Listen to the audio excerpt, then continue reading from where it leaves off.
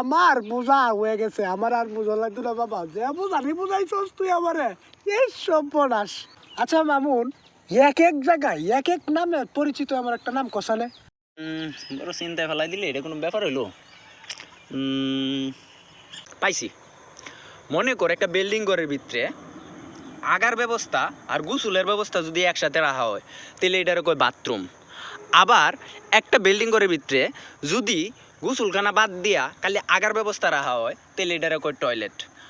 আর যদি বাইরে ঘরের বাইরে টিনের বেড়া অথবা বাঁশের চাড়া দিয়া যদি এই আগার ব্যবস্থা করা হয় তাহলে এটার কয় স্যানিটারি ল্যাট্রিন অথবা শৌচাগারও কয়।